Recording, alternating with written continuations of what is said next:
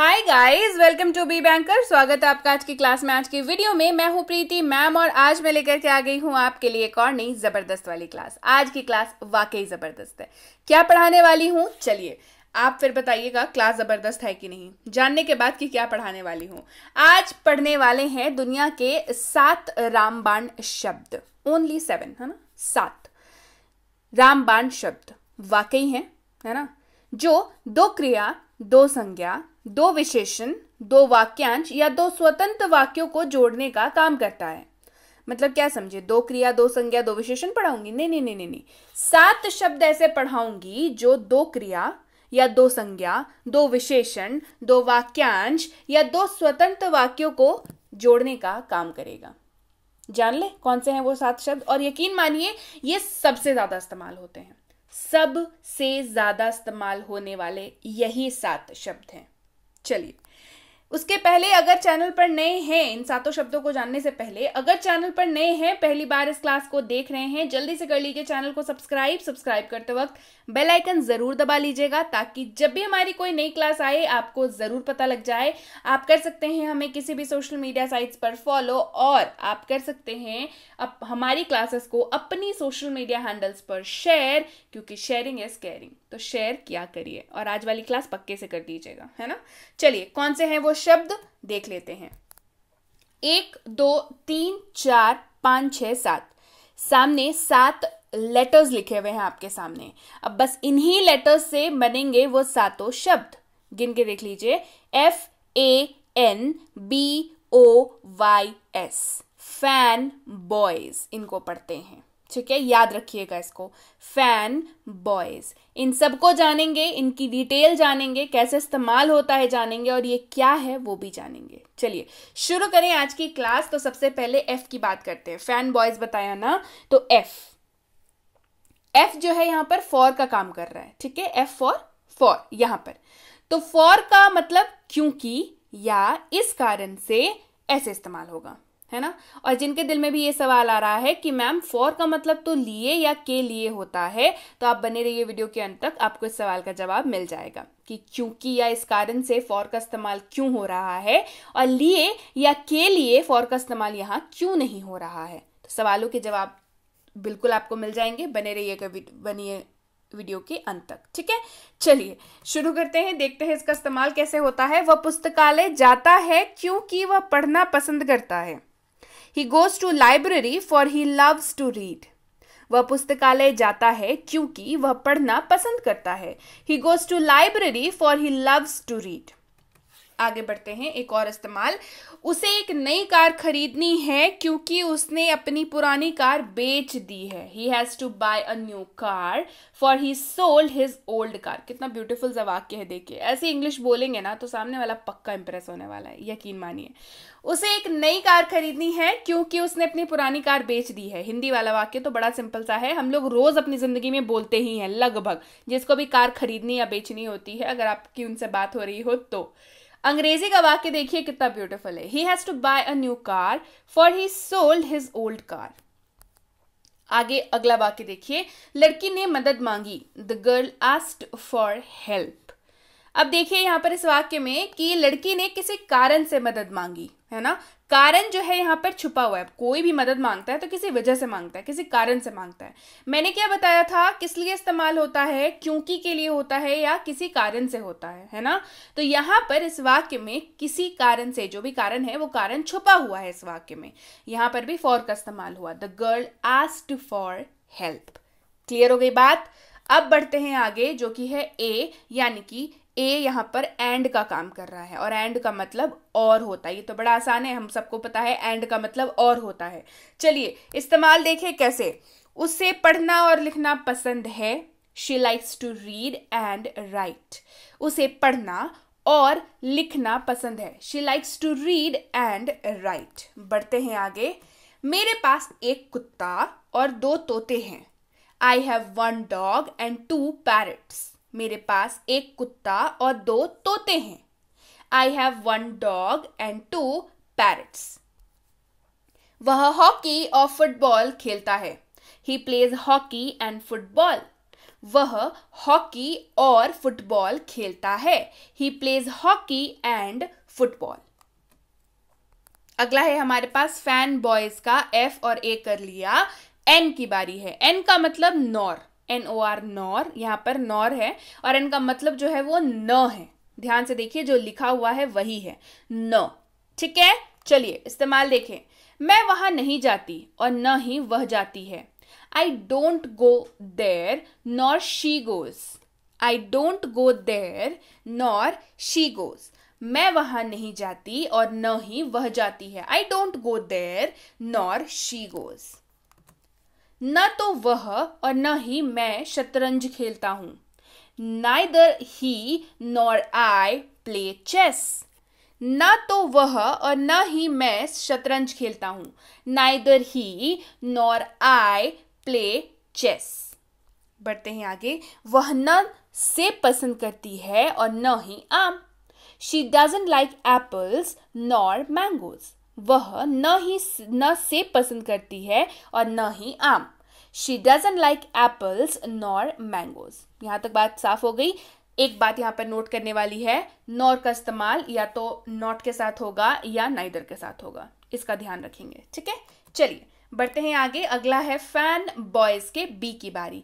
B यहां पर but का काम कर रहा है और बट का मतलब लेकिन होता है। चलिए इस्तेमाल देखिए।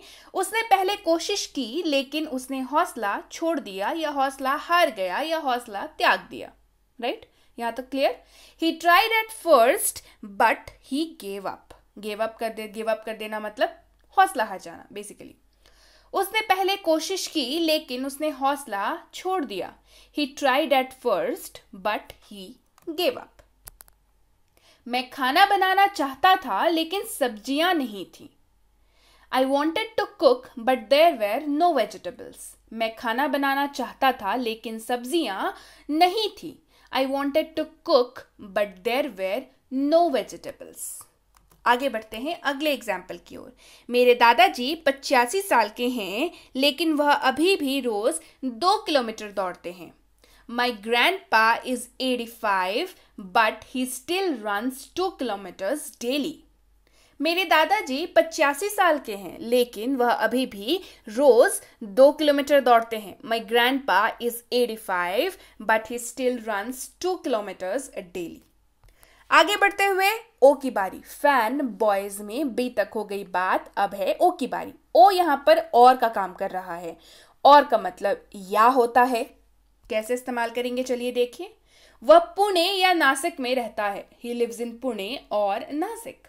अब ये वाला जवाब कब देते हैं? जब किसी को, सामने वाले को या तो पता ना हो या आप बताना नहीं चाहते हो। पुणे या नासिक में कहीं रहता है, इसी तरीके से बात करते हैं ना, जब बताने का मन ना हो तो बस वहीं पर और का काम आ गया। वह पुणे या नासिक में रहता है। ही लिव्स इन पुणे और नासिक। मैं खरीदारी करने जाऊंगा या आराम करूंगा। आई विल गो शॉपिंग और आई टेक रेस्ट। मैं खरीदारी करने जाऊंगा या आराम करूंगा। आई विल गो शॉपिंग और आई टेक रेस्ट। आप क्या पसंद करेंगे, चाय या coffee? What would you like, T और कॉफी? आप क्या पसंद करेंगे, चाय या coffee? What would you like, T और कॉफी? बढ़ते हैं आगे। अब है बारी फैन बॉयज के वाई की। वाई का मतलब yet.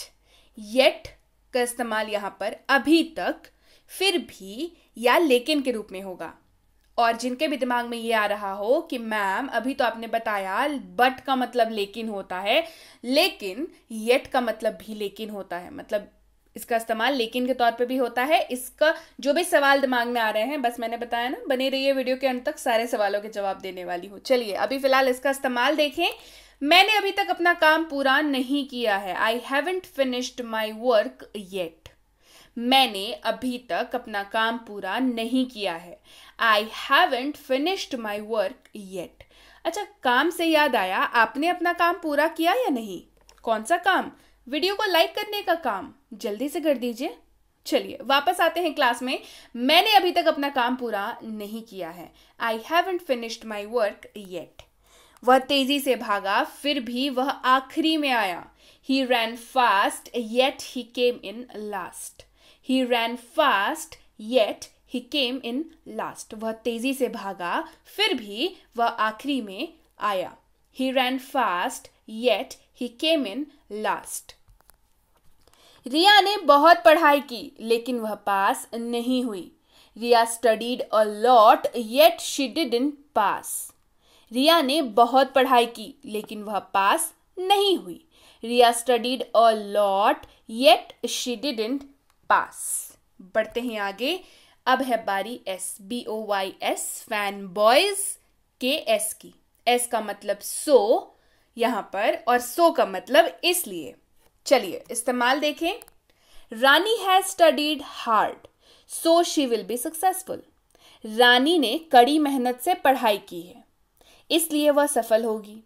Rani has studied hard, so she will be successful. Rani ने कड़ी मेहनत से पढ़ाई की है, इसलिए वह सफल होगी. Rani has studied hard, so she will be successful. बढ़ते हैं आगे. मेरा भाई बहुत स्मार्ट है, इसलिए हर कोई उसे पसंद करता है. My brother is very smart, so everybody likes him. मेरा भाई बहुत स्मार्ट है, इसलिए हर कोई उसे पसंद करता है. My brother is very smart, so everybody likes him. आगे बढ़ते हैं. वह बीमार था, इसलिए वह डॉक्टर के पास गया. He was ill, so he went to see a doctor. यहां पर देखिए, इसलिए से इस्तेमाल हो रहा है. वह बीमार था, इसलिए वह डॉक्टर के पास गया. He was ill, so he went to see a doctor. यहां तक फैन बॉयज की हमने एस तक हमने FANBOYS तक हमने कवर कर लिया.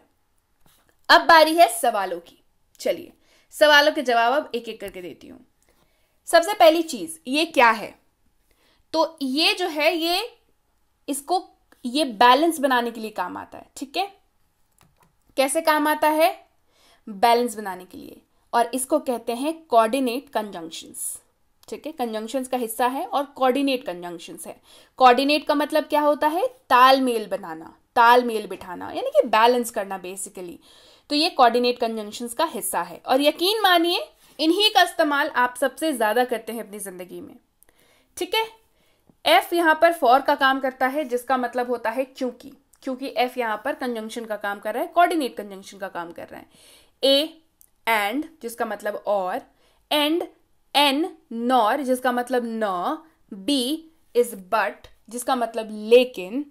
O इज और, जिसका मतलब या. Y येट, मतलब फिर भी, और बाकी मतलब भी मैं आपको बता चुकी हूं. S सो, यानी कि इसलिए. तो ये काम क्या कर रहे हैं? ध्यान से देखिए. ये जो शब्द हैं, ये दो क्रिया, दो संज्ञा, दो विशेषण, दो वाक्यांश या दो स्वतंत्र वाक्यों को जोड़ने का काम कर रहा है. याद रहेगी बात. क्या कर रहा है? दो क्रिया, दो संज्ञा, दो विशेषण, दो वाक्यांश. वाक्यांश मतलब वाक्यों का जो हिस्सा होता है बेसिकली, और या फिर दो स्वतंत्र वाक्यों को जोड़ने का ये काम कर रहा है. ये तो आपको समझ में आ गया होगा. चलिए अब देखते हैं जो सबसे पहली कंफ्यूजन थी आपको वो. जैसे कि फॉर का मतलब लिए या के लिए होता है, और मैंने आपको अभी फॉर का मतलब क्योंकि भी कराया ना अभी. तो ऐसा क्यों कराया? देखिए, फॉर प्रीपोजिशन भी है और कंजंक्शन भी है. जी हाँ, फॉर काफी एक मतलब वर्सेटाइल सा शब्द है, जो एज अ प्रीपोजिशन भी काम करता है और एज अ कंजंक्शन भी काम करता है. जब फॉर प्रीपोजिशन का काम करे तो फॉर का मतलब लिए या के लिए होगा. फॉर जब कंजंक्शन का काम करेगा तो उसका मतलब क्योंकि होगा. आ रही है बात समझ में? दो तरीके से फॉर काम कर रहा है, प्रीपोजिशन, कंजंक्शन, है ना. अभी हमने क्या पढ़ा? कोऑर्डिनेट कंजंक्शंस को पढ़ा, है ना. साथ मैंने आपको बताएं फैन बॉयज. याद रखिएगा, ये बिल्कुल मतलब रेनबो होता है ना, उसके सातों कलर्स वाला हिसाब किताब है यहाँ पर. तो कोऑर्डिनेट कंजंक्शंस का हिस्सा है फॉर, और वो जब कोऑर्डिनेट कंजंक्शन के हिसाब से इस्तेमाल हो रहा है, यानी कि कंजंक्शन के हिसाब से इस्तेमाल हो रहा है, आप सुविधा के लिए याद रख लीजिए. तो फॉर का इस्तेमाल क्योंकि के जैसे होगा, और प्रीपोजिशन का जब इस्तेमाल होगा तब लिए या के लिए होगा. अब आपके दिमाग में जरूर से एक सवाल आ रहा होगा कि मैम हमें कैसे पता चलेगा कि प्रीपोजिशन के जैसे काम कर रहा है या कंजंक्शन के जैसे काम कर रहा है? बिल्कुल सही बात है. ये सवाल अगर आपके दिमाग में आया मतलब आप सही रास्ते पर हैं. चलिए बताती हूँ, उसका जवाब भी है मेरे ही पास। चलिए देखिए, मैंने रिया के लिए कुछ चॉकलेट खरीदे। इस वाक्य को ध्यान से देखिए, मैंने रिया के लिए कुछ चॉकलेट खरीदे। I bought some chocolates for Riya. यहां पे फॉर का इस्तेमाल आपको साफ दिख रहा है, ये बहुत ही आसान इस्तेमाल है, बहुत बेसिक इस्तेमाल है। I bought some chocolates for Riya. तो यहां पे आप ध्यान दीजिए कि फॉर के बाद रिया लगा हुआ है, और रिया क्या है? नाउन है, राइट? तो प्रेपोजिशन के तुरंत बाद नाउन आता है। तो अगर आपको यहां पे नाउन दिख रहा है, जो कि लिखा हुआ है रिया, जो कि एक नाउन है, उसके पहले फॉर लगा हुआ है, मतलब फॉर कैसे काम कर रहा है? प्रेपोजिशन के तौर पे काम कर रहा है। आ गई बात समझ में? प्रेपोजिशन मतलब फॉर जब प्रेपोजिशन का काम करेगा तो उसके बाद नाउन लगा हुआ दिखेगा आपको। दिख गया? फॉर रिया, प्रेपोजिशन के तुरंत बाद नाउन आता है। समझ आ जाएगी बात? अब चलिए, अब बताती हूं कि कंजंक्शन कैसे होगा, वो कैसे आपको समझ में आएगा। देखिए, इस वाक्य को ध्यान से देखिए। उसे एक नई कार खरीदनी है क्योंकि उसने अपनी पुरानी कार बेच दी है। अब हिंदी वाले वाक्य को आप तोड़ के देखिए। उसे एक नई कार खरीदनी है, मैंने क्या बोला अभी? क्या पढ़ाया? फैन बॉयज कंजंक्शंस पढ़ाया ना, कोऑर्डिनेट कंजंक्शंस पढ़ाया। कंजंक्शन क्या करता है भाई? दो वाक्य को जोड़ने का काम करता है, राइट? बताया अभी, दो संज्ञा, दो विशेषण, दो स्वतंत्र वाक्यों को जोड़ने का काम कर रहा है। यहां पर अगर आप वाक्यों को देखेंगे, उसे एक नई कार खरीदनी है, ये अपने आप में एक स्वतंत्र वाक्य है। आप चाहें तो इस वाक्य को सिंपली ऐसे ही बोलते हैं ना हम लोग, कह रहे उसे एक नई कार खरीदनी है, ओवर, वाक्य खत्म। जरूरी तो नहीं है इसके आगे भी कुछ हो। और दूसरा वाक्य देखिए, उसने अपनी पुरानी कार बेच दी है, ये भी एक स्वतंत्र वाक्य है। आप बोलते हैं कई बार, कह रहे उसने अपनी पुरानी कार बेच दी है, बोलते हैं ना। देखिए, ये दोनों स्वतंत्र वाक्य हैं, मतलब इंडिपेंडेंट वाक्य हैं, इंडिपेंडेंट सेंटेंसेस हैं ये। और इन दोनों को जोड़ रहा है क्योंकि। क्या जोड़ रहा है? क्योंकि उसे एक नई कार खरीदनी है क्योंकि उसने अपनी पुरानी कार बेच दी है। दो स्वतंत्र वाक्य थे, उनको जोड़ दिया क्योंकि लगाकर। He has to buy a new car, ये इंडिपेंडेंट वाक्य है। अंग्रेजी वाले पे आ जाइए। He has to buy a new car, independent sentence है। अच्छा, अगला वाक्य देखिए, He sold his old car, again independent वाक्य है, राइट? जोड़ेंगे कैसे? फॉर लगा के। He has to buy a new car for he sold his old car. तो इन दोनों इंडिपेंडेंट वाक्यों को जोड़ा फॉर ने, और जब ऐसा काम हो तो ये कोऑर्डिनेट कंजंक्शन कहलाता है, और फॉर यहां पर क्योंकि के रूप में काम कर रहा है। दो वाक्यांश या दो स्वतंत्र वाक्यों को जोड़ता है। आगे बात समझ में कि कैसे फॉर का इस्तेमाल आप प्रेपोजिशन और कंजंक्शन दोनों के तौर पर कर सकते हैं, करते हैं in fact, without even realising we do use it, right? तो अब आपको ये वाली कंफ्यूजन नहीं रहेगी। अब आपको कभी भी, मतलब कभी भी फॉर का इस्तेमाल लिए के लिए या क्योंकि, क्यों हो रहा है, कैसे हो रहा है, कैसे अनुवाद हो गया, कहां पर प्रीपोजिशन का इस्तेमाल हो रहा है, कहां पे कंजंक्शन का इस्तेमाल हो रहा है, अब आपको कंफ्यूजन कभी नहीं होगा। नहीं होगा ना? क्योंकि आपको क्या याद रहेगा? बिल्कुल 7 रंगों में सना हुआ फैन बॉयज, ये याद रहेगा। चलिए, तो ये थी आज की क्लास। उम्मीद है क्लास आपको सुपर डुपर हिट लगी होगी। तो क्लास जब इतनी पसंद आई है तो जल्दी से कर दीजिए क्लास को लाइक, और कर दीजिए क्लास को शेयर। नहीं किया है चैनल को सब्सक्राइब तो जल्दी से कर लीजिए, ताकि ऐसे ही और इंटरेस्टिंग से सतरंगी रंगों से भरे हुए कॉन्सेप्ट्स मैं आपके लिए लाते रहूं और आपको मैं हमेशा सिखाती रहूं।